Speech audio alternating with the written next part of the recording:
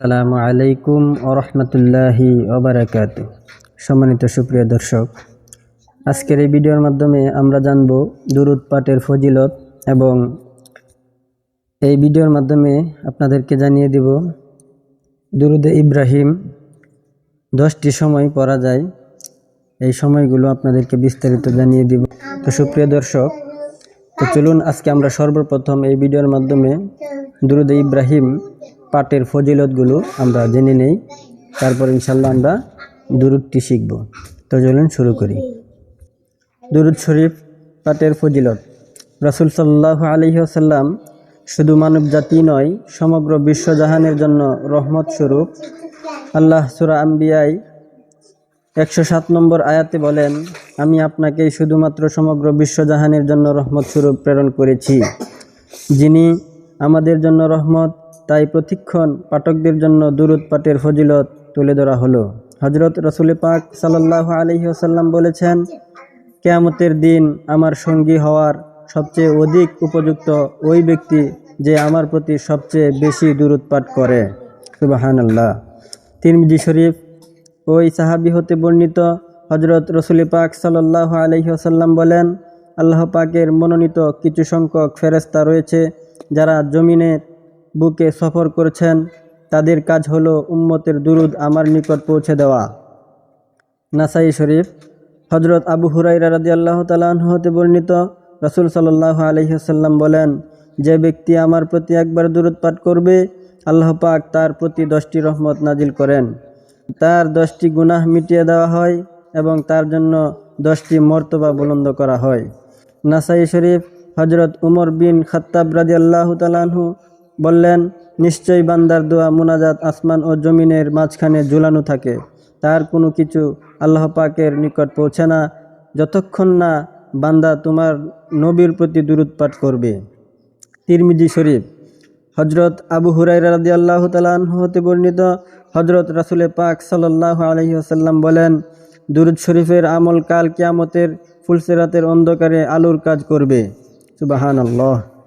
যে ব্যক্তি জুমার দিন আমার প্রতি 80 বার দুরূদ পাঠ করবে, আল্লাহ পাক তার 80 বছরের সগীরা গুনাহ ক্ষমা করে দিবেন। সুবহানাল্লাহ।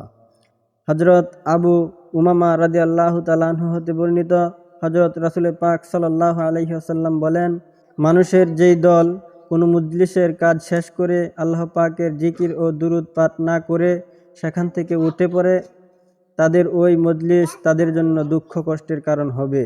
হযরত আলী রাদিয়াল্লাহু তাআলা আনহু হতে বর্ণিত, হযরত রাসূল পাক সাল্লাল্লাহু আলাইহি ওয়াসাল্লাম বলেন, কৃপণ ওই ব্যক্তি যার নিকট আমার নাম উচ্চারিত হলো কিন্তু সে আমার নাম শুনে আমার প্রতি দুরূদ পাঠ করল না। তিরমিজি শরীফ আব্দুল্লাহ বিন আমর রাদিয়াল্লাহু তাআলা আনহুমা থেকে বর্ণিত, তিনি নবী করিম সাল্লাল্লাহু আলাইহি ওয়াসাল্লামকে বলতে শুনেছেন, তিনি বলেছেন, যখন তোমরা মুয়াজ্জিনের আযান শুনবে তখন তোমরাও তার সাথে অনুরূপ বলবে, তারপর আমার উপর দুরূদ পাঠ করবে, কেননা যে ব্যক্তি আমার উপর একবার দুরূদ পাঠ করে তার উপর আল্লাহ 10টি রহমত বর্ষণ করেন। সুবহানাল্লাহ। তো সুপ্রিয় দর্শক, এখানে দেখুন দুরূদ পড়ার 10টি সময় এখানে আমি আপনাদেরকে বলে দিব।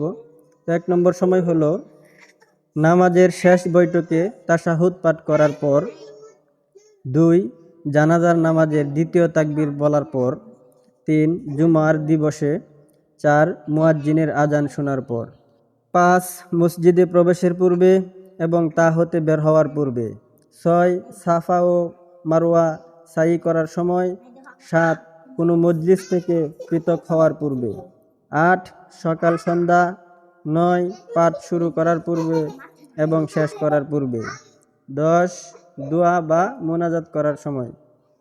তো সুপ্রিয় দর্শক, এখন আমরা দেখব দুরূদে ইব্রাহিম। আমরা আজকের এই ভিডিওর মাধ্যমে আমরা এখন শিখে নিব। তো সুপ্রিয় দর্শক, আপনারা আমার সাথে সাথে প্রত্যেকটি শব্দ বলবেন, তাহলে আপনাদের জন্য শেখা সহজ হয়ে যাবে। তো চলুন শিখি। আল্লাহুম্মা সাল্লি আলা মুহাম্মাদিন ওয়া আলা আলি মুহাম্মাদ কামা সাল্লাইতা আলা ইব্রাহিম ওয়া আলা আলি ইব্রাহিম ইন্নাকা হামিদুম মাজিদ।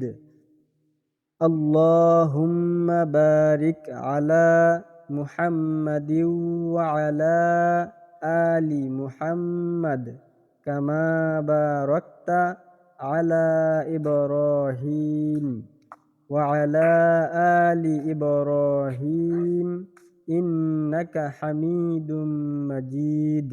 সুপ্রিয় দর্শক, এখানে বাংলা উচ্চারণ দেওয়া আছে, তো আপনারা এখানে বাংলা উচ্চারণ দেখে পড়তে পারবেন। সুপ্রিয় দর্শক, ভিডিওটি এ পর্যন্তই। সকলে ভালো থাকবেন, সুস্থ থাকবেন। আসসালামু আলাইকুম ওয়া রাহমাতুল্লাহি ওয়া বারাকাতুহু।